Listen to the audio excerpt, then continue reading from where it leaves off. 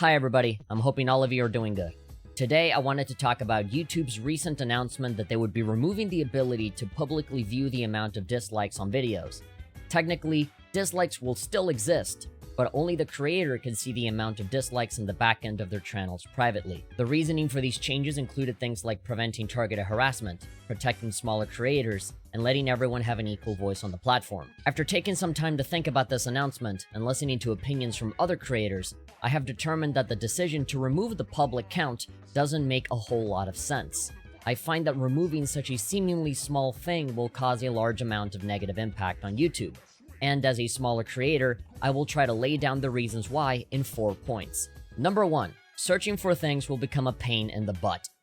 YouTube said in their video that they felt encouraged to remove dislikes because a ton of other platforms don't have it, which is a horrible excuse at best. That statement holds about as much water as a child saying that they want a Supreme hoodie simply because all the other kids in their class have one too. YouTube is not a social media platform like Twitter or Facebook. YouTube is essentially a search engine, literally the video version of Google. Removing dislikes hurts the consumer in their search for quality content, whether that be a tutorial, a walkthrough of a video game, or a review for a certain product. I'm sure most of you have had this experience in which you search for help on a certain subject and then find that the tutorial video has a ton of dislikes.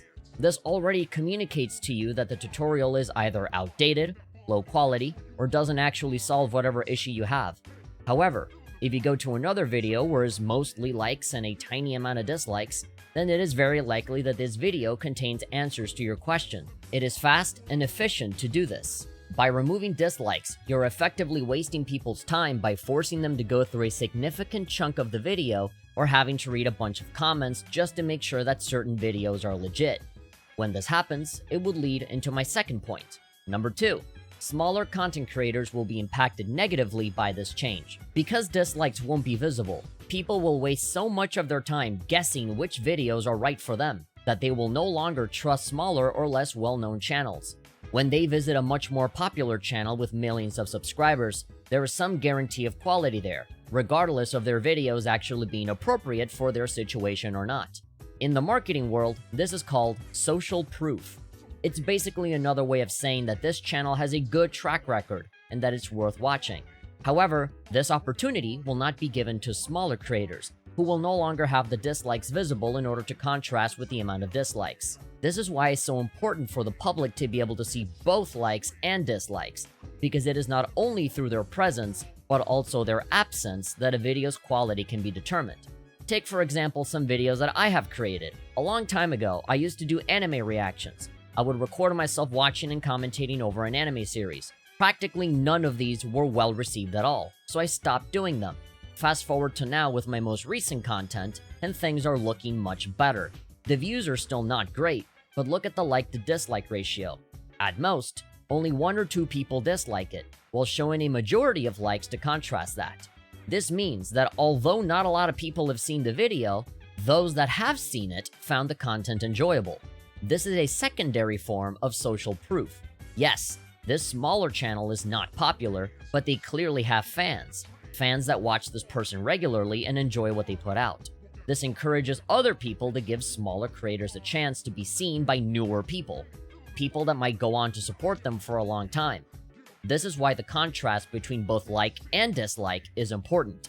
It can either give credibility to your creator or take it away, no matter how big or small they are. Without dislikes, everything that I just said either won't happen or will have a very small chance of happening, because it's a lot easier for people to gravitate towards videos that have thousands of likes as opposed to just the 10 likes that I get every day. It makes growing as a small channel just a little bit more impossible than it already was, which leads to my third point. Number 3. Removing public dislikes will not improve mental health. This one is pretty straightforward. YouTube said that they wanted to protect people from targeted harassment, but people can still use the dislike button if they want, and only the creators will be able to see those dislikes in their creator studio. If they wanted to protect creators from, say, mental health issues or abuse, then this is not the way to do it. Mostly because creators can still see the dislikes anyway. If they really wanted to protect us, they would have gotten rid of dislikes entirely. To further expand on this, just because dislikes don't exist, that doesn't mean that people won't still be toxic to each other. If YouTube is so keen on comparing themselves to other platforms, then I would also like to point out that Twitter is notorious for being one of the most toxic places on the internet, and they don't even have dislikes. Facebook is now famous for peddling misinformation and creating unnecessary arguments. None of that happened because there was a dislike button there. Life is far more complex than just black or white, good or bad, like or dislike. The comment section will still exist, and people can still be toxic there. If people hate you, they will find a way to get that point across in one way or the other. With all of this in mind, I would like to reiterate that I fail to see how removing public dislikes help anyone, especially when creators already have a feature that lets them remove like or dislike ratings for any individual video that they want. If the creator doesn't wish to show them for whatever reason, they can decide to do that for themselves. I don't think anyone will benefit out of this universal change that no one can opt out of. It's the lack of choice that makes this even worse than just removing dislikes yourself. Even for videos that don't get a lot of hate, there's a lot of promotional material out there that simply don't allow comments or like or dislike ratings. But now that we're on that topic, this is a great time to cover my last point. Number 4, hiding the truth. It is pretty commonly known that if you are hiding your like and dislike bar in certain videos, then it usually means, not always, but it usually means that you're hiding negative feedback from the general public. Take for example a trailer for a terrible movie.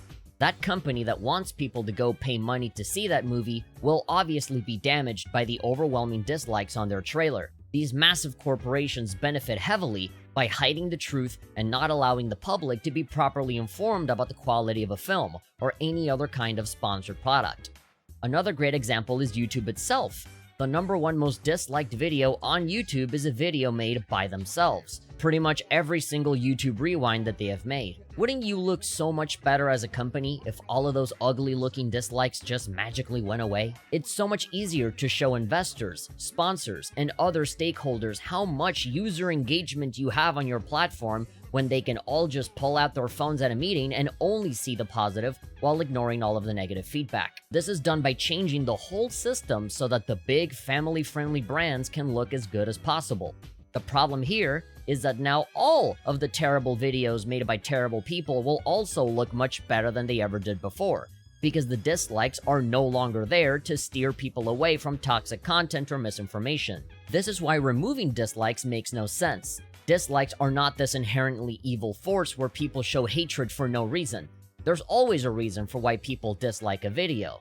Yes, there are times where those reasons are flimsy, petty, or completely misguided, but they are reasons nonetheless. Dislikes can also help in exposing scams, bad tutorials, and harmful content. Maybe people that hurt animals on a video or abuse children on videos. Only having likes wastes time trying to figure that out when the dislike button was already doing that job just fine. In YouTube, trying to make their platform a cleaner and more positive place, they are inadvertently making everything worse. They're making it look like they're trying to protect people while also looking good in front of other companies and shareholders in the process. In reality, they are just obscuring the truth to look good on the surface. They are literally taking all of the ugly stuff and just throwing it under the rug. Dissenting opinions, especially towards big brands that need to make lots of money, are just seen as toxic trolls that are not welcome on the platform. The problem here is that everyone is being lumped into that same basket by not letting anyone express any dislike for anything, or at the very least, not publicly.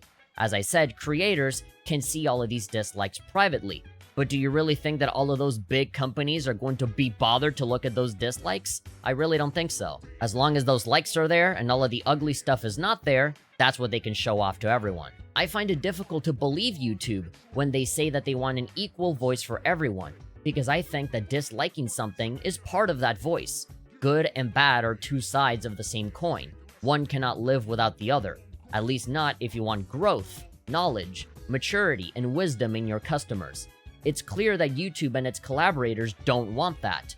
They want to look good and to make money.